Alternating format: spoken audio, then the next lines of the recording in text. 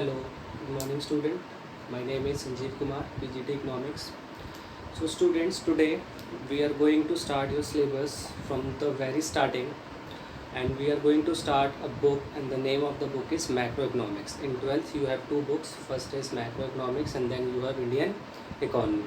So today we are going to start the first chapter of Macroeconomics, and the name of the chapter is Circular Flow of Income.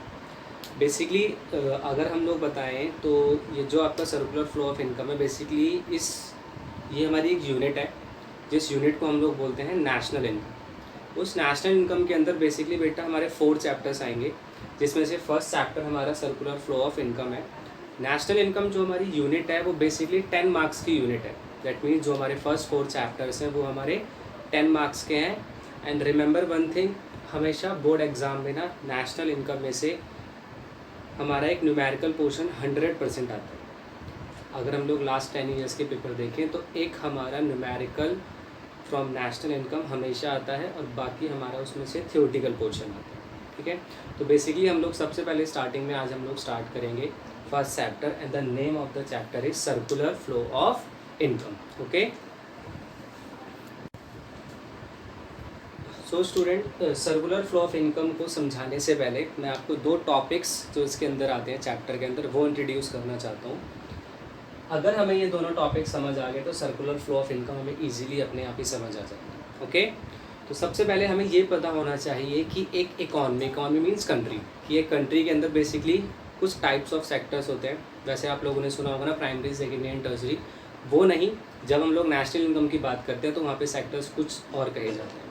तो basically किसी भी economy के अंदर हम लोग 4 sectors मानते हैं। ये जो आप लोगों ने यहाँ पे मैंने लिखा हुआ है देख रहे हैं।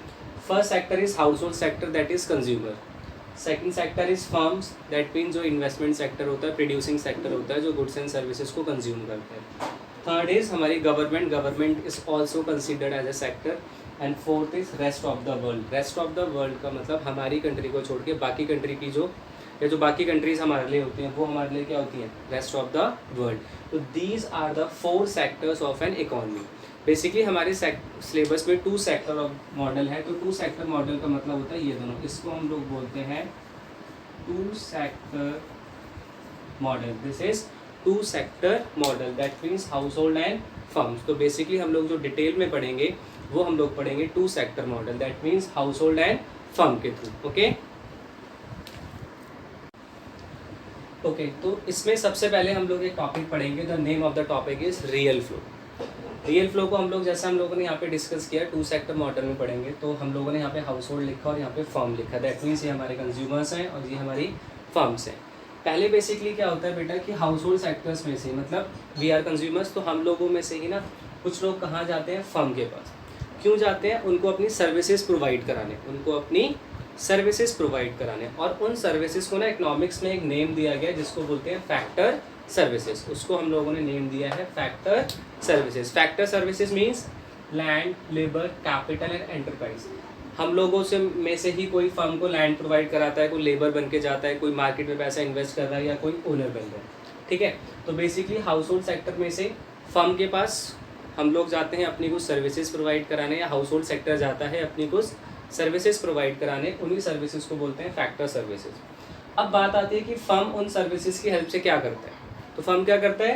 Production of goods and services. Firm क्या करता है? इन सर्विसेज की हेल्प से प्रोडक्शन करता है। किस चीज़ का? गुड्स एंड सर्विसेज का। किसके लिए? हाउस होल्ड सेक्टर के लिए, है ना। फर्म जो गुड्स प्रोड्यूस कर रही है किसके लिए कर रही है? हाउस होल्ड सेक्टर के लिए कर रही है। तो उस पूरे के पूरे प्रोसेस को हम लोग बोलते हैं रियल फ्लो, जहाँ पे क्या हो रहा है, हाउस होल्ड सेक्टर फर्म के पास जा रहे हैं, अपनी कुछ सर्विसेज उनको प्रोवाइड करा रहे हैं, जिन सर्विसेज को हम लोग बोल रहे हैं फैक्टर सर्विसेज। वो होती हैं हमारी land, labour, capital and enterprise. फिर फर्म्स क्या कर रही हैं? उन सर्विसेज की हेल्प से प्रोडक्शन कर रही हैं गुड्स एंड सर्विसेज का। किसके लिए? हाउस होल्ड सेक्टर के लिए। इस पूरे प्रोसेस को हम लोग बोलते हैं रियल फ्लो। ओके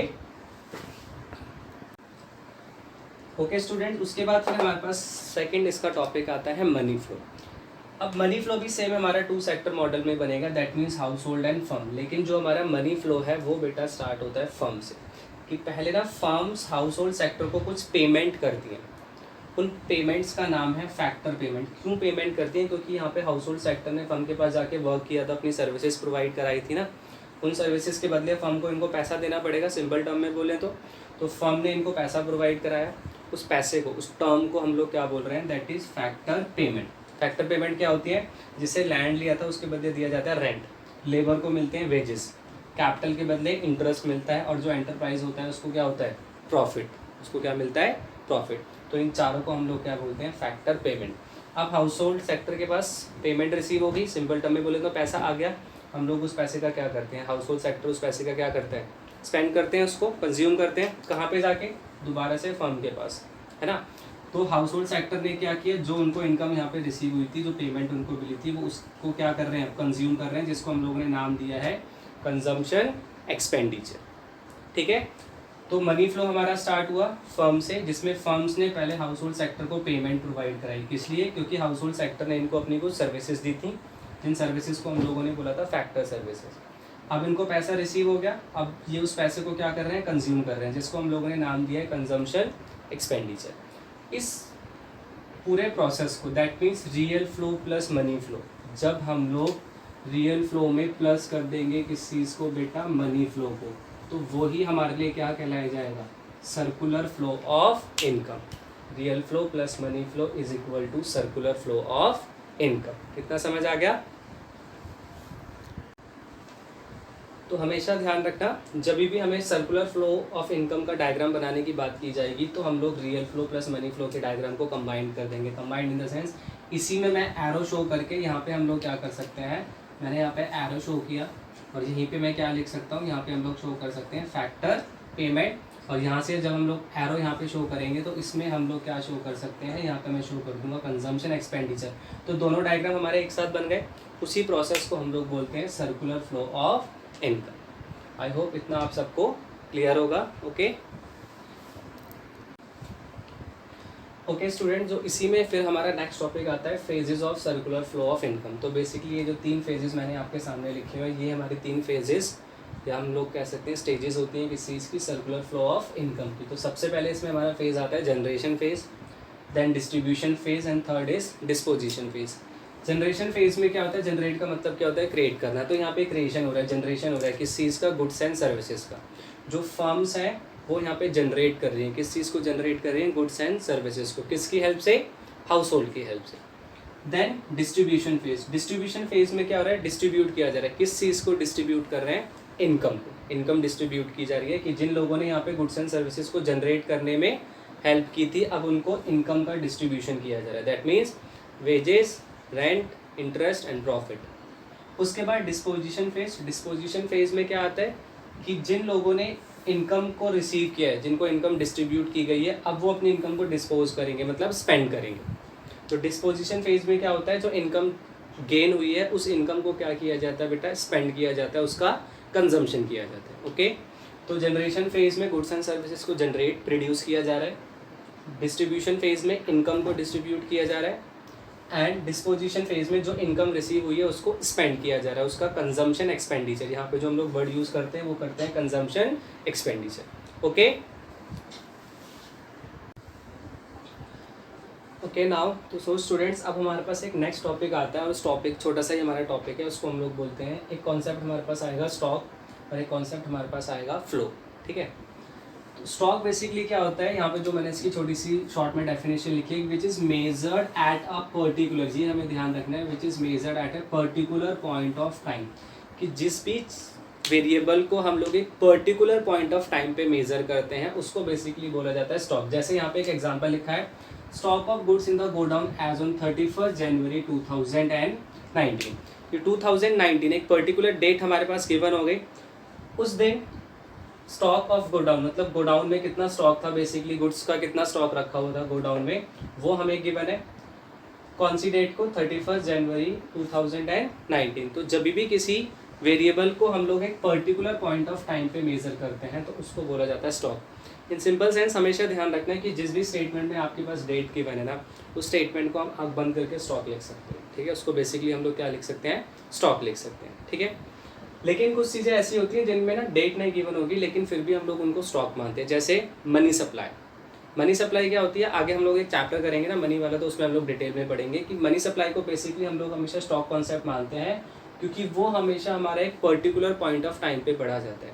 ऐसे ही वेल्थ, एक पर्टिकुलर जब हम लोग किसी की वेल्थ की बात करते हैं तो हमेशा उसको ना एक पर्टिकुलर पॉइंट ऑफ टाइम पे ही हम लोग पढ़ते हैं, ठीक है। कैपिटल हो गया, कैपिटल को भी हम लोग हमेशा एक पर्टिकुलर पॉइंट ऑफ टाइम के अकॉर्डिंग ही पढ़ते हैं, ठीक है। देन हमारे पास आता है फ्लो। फ्लो का मतलब होता है विच is measured over a period of time.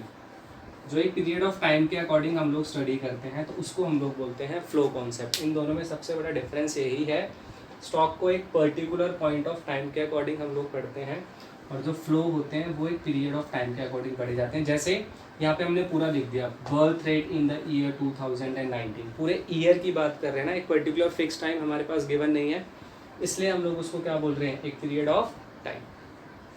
Basically क्या होता है फ्लो में 1 डे, 1 वीक, 1 मंथ, 1 ईयर ऐसी वैल्यूज हमें गिवन होंगी, प्लस कुछ वैल्यूज लाइक जैसे लॉसेस हो गया, प्रॉफिट्स हो गए, ये हमारे किस में आते हैं, फ्लो कॉन्सेप्ट में आता है, ठीक है।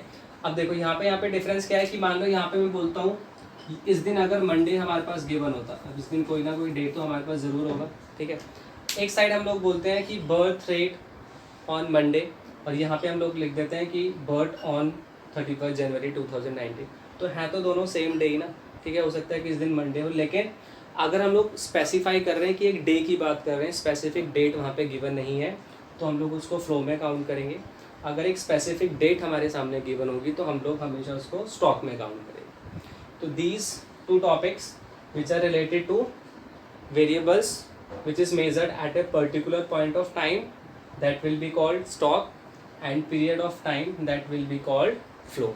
Okay students?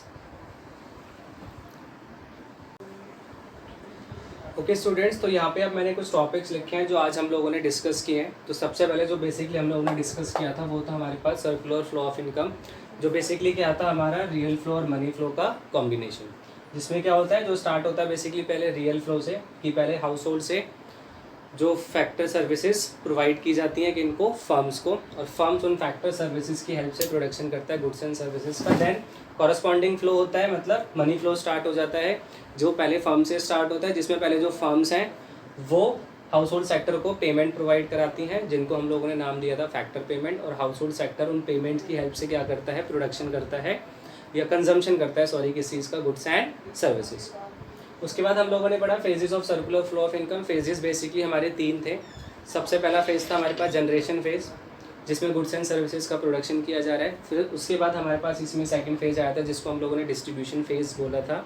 डिस्ट्रीब्यूशन फेज में क्या हो रहा था, डिस्ट्रीब्यूट किया जा रहा था किस चीज़ को, इनकम, ठीक है। एंड देन लास्ट हमारे पास था डिस्पोजिशन फेज, जिसमें बेसिकली क्या हो रहा था, डिस्पोज मतलब कंजम्पशन किया जा रहा था किस चीज़ का, इनकम। उसके बाद हम लोगों ने real flow and money flow किया था, जो हमारा 2 सेक्टर मॉडल में बना था, house hold and firm, okay.